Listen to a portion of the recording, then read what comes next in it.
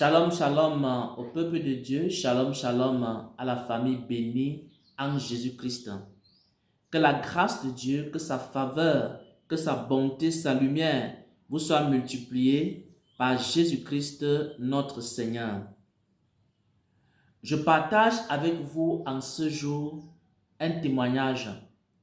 C'est un témoignage de foi. C'est un témoignage qui parle d'une femme de foi.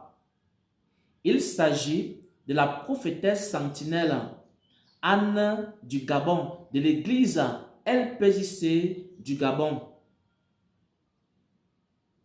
Elle avait ressenti le désir du baptême par immersion, mais elle ne connaissait pas un serviteur qui pouvait l'aider dans ce baptême.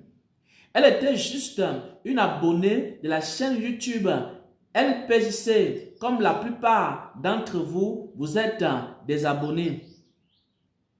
Un jour, le Seigneur lui révèle dans un songe que c'est un serviteur de l'église LPJC qui va la baptiser par immersion.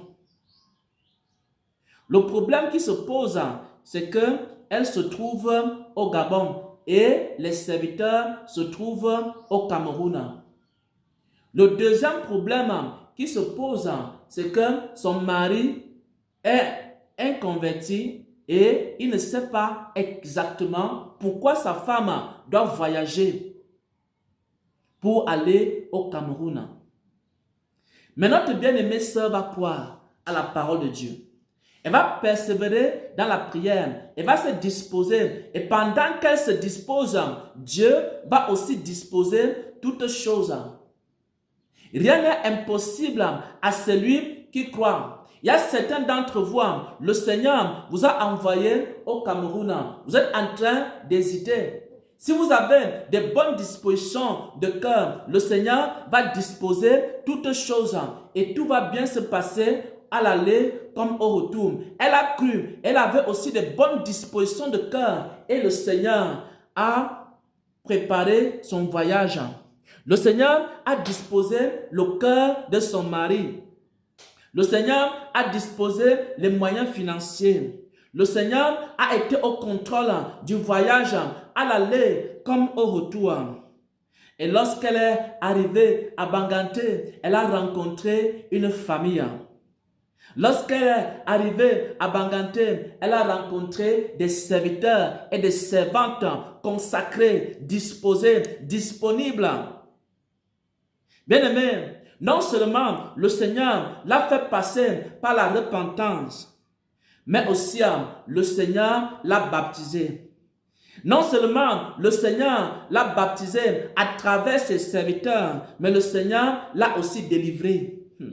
Non seulement le Seigneur l'a délivré à travers ses serviteurs, le Seigneur l'a aussi transformé. Non seulement le Seigneur l'a transformé à travers sa parole, le Seigneur a aussi changé son nom. Pourquoi? Parce qu'elle s'appelait Karina et le Seigneur lui a donné un nouveau nom. Anna, la prophétesse. Anna, la prophétesse. Non seulement le Seigneur a changé son nom, lui a donné un nouveau nom, mais aussi le Seigneur lui a révélé son plan pour sa vie, son plan pour sa vie, le plan parfait de Dieu pour sa vie. Elle est rentrée de Banganté avec beaucoup de cadeaux, avec beaucoup de grâce. Oh mes frères, rien n'est impossible à celui qui croit. Et toi aussi, il y a des années que le Seigneur t'a révélé par songe d'aller à Banganté, rencontrer ses serviteurs, rencontrer ses ouvriers pour ta délivrance, pour ton baptême. Il faut y aller avec de bonnes dispositions de cœur. Toi aussi, tu vas vivre la gloire de Dieu, la gloire de Dieu, la gloire de Dieu. Écoutez le témoignage et soyez bénis en Jésus-Christ. Shalom. Shalom, shalom, peuple de Dieu. Shalom à toute la famille. C'est moi la servante Anne du Gabon.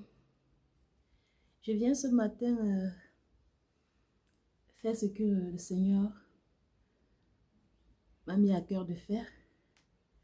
Et de cela quelques jours, dans un songe, le Seigneur me montrait comment j'étais en train de faire ce témoignage ici-là. Donc, je suis en train de le faire pour sa gloire. D'abord, je bénis le Seigneur, lui qui m'accorde la grâce d'être là et afin de parler à son peuple, afin de fortifier une ou deux personnes.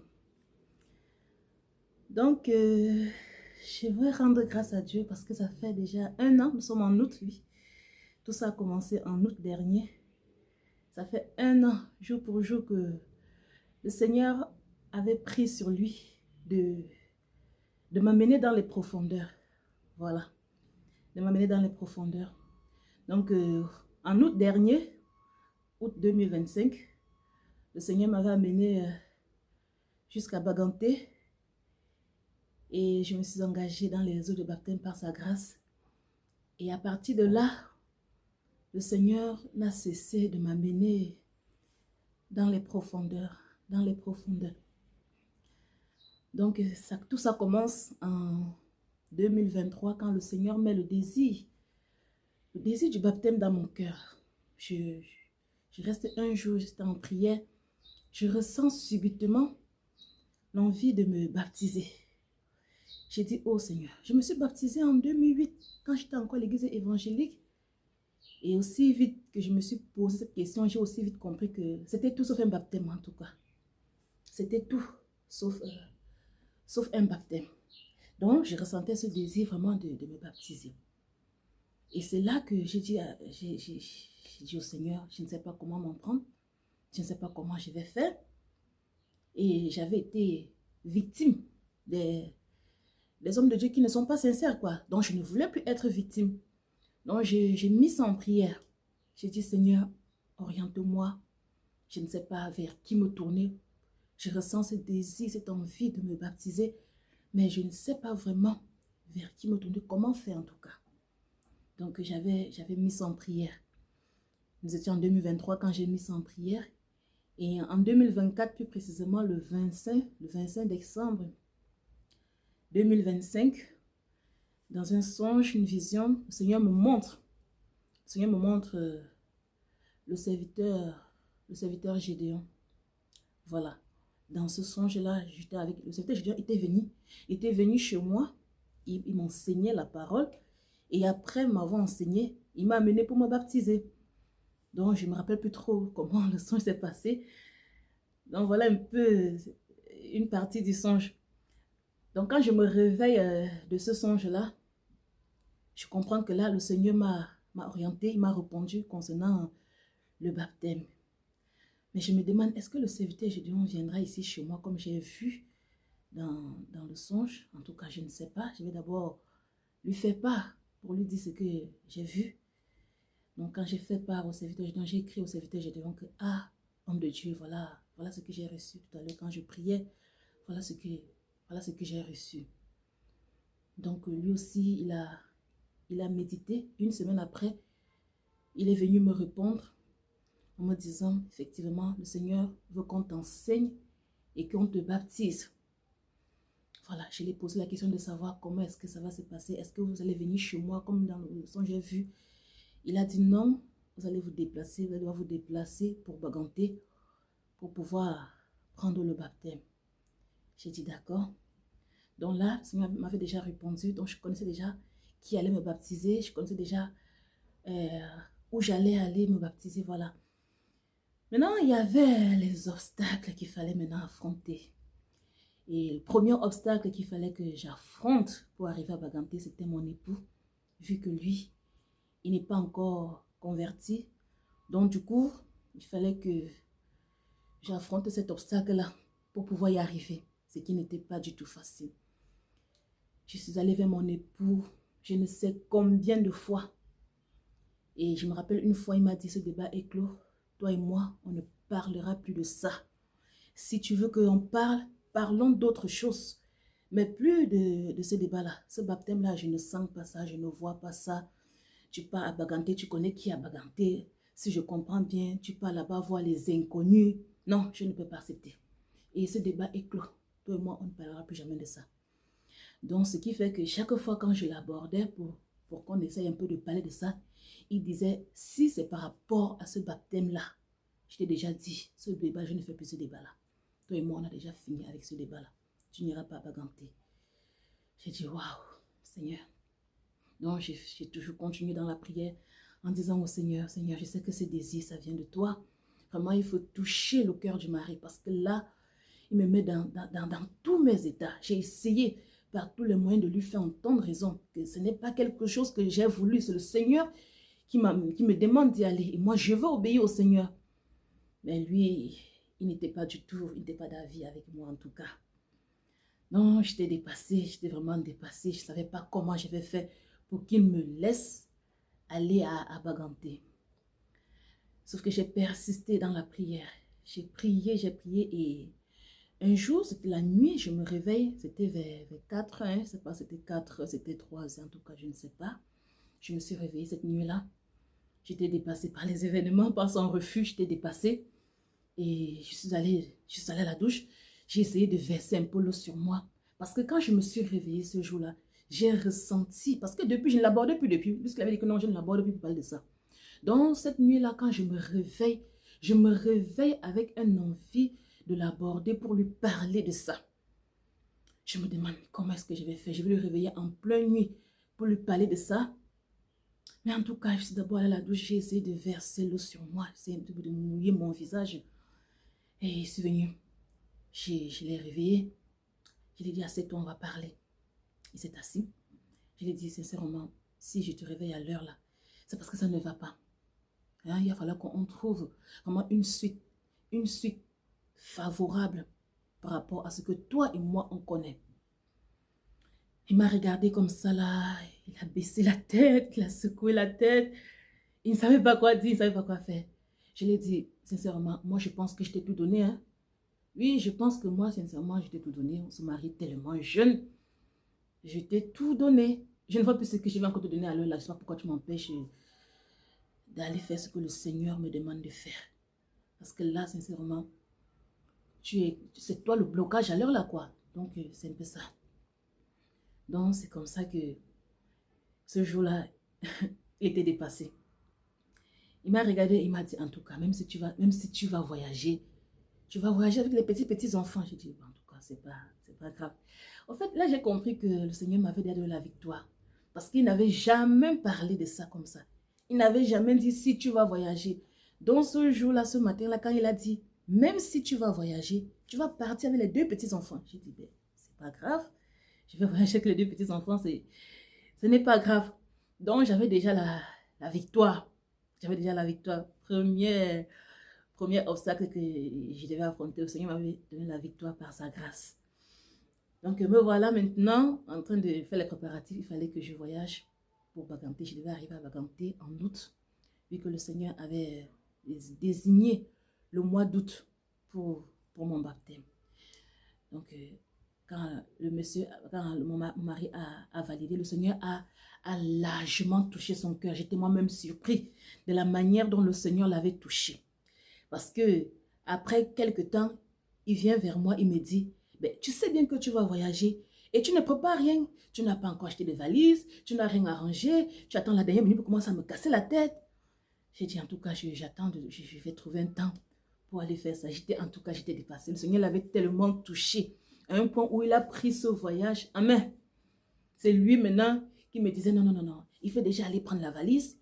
Il faut déjà, est-ce que les enfants ont assez d'habits? Est-ce que, waouh, Seigneur.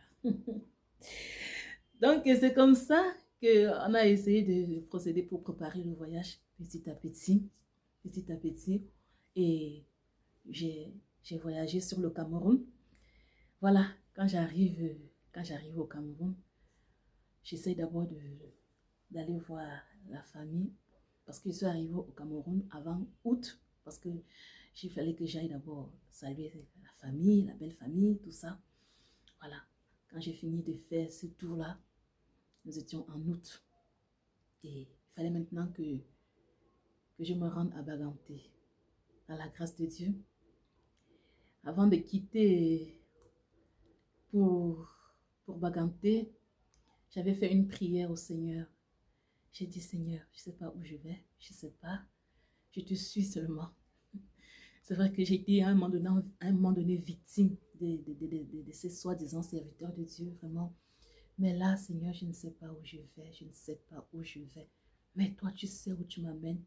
Les yeux ouverts, les yeux fermés, papa, je te fais confiance et je te suis. Quand j'ai fait cette prière, il y a un léger sommeil qui m'a pris. Et dans ce sommeil, le Seigneur m'a inspiré un songe pour me rassurer. Il m'a inspiré, oui, un songe, un cantique. Il m'a inspiré un cantique. Dans le cantique, le Seigneur disait, il est là, il est là, il est là, Jésus est là, il est là, il est là. Il est là, Jésus est là, il est là, il est là, il est là, il est là, il est là, il est là. Il est là, Jésus est là. Quand je me réveille de ce songe, waouh, j'étais... Non, le Seigneur m'avait amené à un autre niveau, quoi. Donc, je suis allée à Baganté. Je savais que le Seigneur était là. Il était là. Donc, quand je prends la voiture pour Baganté, c'est ce cantique qui était dans ma tête. Ce cantique a résonné encore et encore et encore. Jusqu'aujourd'hui, c'est ce cantique qui ce n'est pas le seul cantique que le Seigneur m'a inspiré. Mais c'est les circonstances dans lesquelles le Seigneur m'a inspiré ce cantique. Parce que le Seigneur, avant, ça m'avait inspiré beaucoup de cantiques. À un moment donné, je me suis dit que j'étais chantre. Je me suis dit que j'étais chantre parce que le Seigneur m'inspirait beaucoup de cantiques et j'aimais tellement chanter. Mais tous ces cantiques que le Seigneur m'avait inspirés, ce n'est pas vraiment ces cantiques-là qui ont retenu mon attention. C'est ces cantiques qui m'a donné à la veille de mon voyage, surtout pour Baganté, qui m'a beaucoup fortifié. Donc, me voilà, j'arrive à Baganté par la grâce de Dieu. Et il fallait maintenant qu'on vienne me chercher. Voilà, c'était Gédéon qui est venu me chercher. Voilà. Et la suite, nous sommes allés dans la maison de Dieu pour faire la présentation. Voilà. Et après, on m'a amené à la maison des femmes où j'étais avec Maman Esther. Voilà. Donc, j'ai fait presque 10 jours, 9 ou 10 jours à Baganté. Voilà. Quand j'arrive à Baganté, le Seigneur n'a pas tardé de m'accueillir en tout cas et de me révéler les choses. La première des choses que le Seigneur m'avait fait, c'est de changer mon nom. Il m'a donné le nom de Anne. Anne, je pense Anne, la mère de Samuel. Je pense bien. C'était la première des choses, la première surprise, voilà, que le Seigneur m'avait réservée. Quand je suis arrivée, le Seigneur a saisi ses vases pour changer mon nom, si je peux dire ça comme ça. Moi qui m'appelais avant Karine Laure, je ne suis plus, je suis maintenant Anne. Voilà. Et après, la deuxième surprise que le Seigneur avait réservée pour moi, ça c'était vraiment une surprise de ouf, c'était que je suis plutôt une sentinelle. Moi qui croyais que j'étais une chanteuse. Moi qui aimais chanter. Moi qui chantais. Même les voisins, quand je ne chante pas, le voisin commence à se poser les questions. Et même les enfants à la maison, quand je ne suis pas en train de chanter, les enfants, maman, mais chante les cantiques. Tellement j'aimais chanter. Ah, le Seigneur m'a appelé à être sentinelle. Voilà. Donc, c'est, voilà, les jours passaient, le Seigneur, en fait, m'enseignait. Le Seigneur m'enseignait pendant ces 9-10 jours que j'ai passé à Baganté, par sa grâce. Le Seigneur m'a enseigné et le séjour à Baganté, c'était vraiment... en fait, il n'y a même pas de mots pour qualifier. Hein. J'avais juste envie de retourner. Voilà. Je n'avais même plus envie de revenir sur Libreville, quoi. Je me suis dit, mais qu'est-ce que j'ai fait à Libreville, mon Dieu? Je pense que j'ai rien à faire là-bas, hein, sincèrement. Je n'avais plus du tout envie de revenir. Parce que j'avais vu une autre manière de servir Dieu. Une autre manière de prier, de s'engager dans dans l'œuvre de Dieu. Voilà. Donc, des choses que je n'avais vraiment jamais vues. J'avais vu ça là-bas. L'engagement, la consécration. Voilà. Donc, pendant ces quelques jours que j'ai fait là-bas, sincèrement, c'était... La grâce de Dieu était là en tout cas. Les vases étaient disposés. Chacun s'est disposé pour apporter ce que le Seigneur lui mettait à cœur. Voilà. Donc, je suis quittée de là. J'étais vraiment remplie en tout cas. Je suis quittée là-bas. J'étais remplie.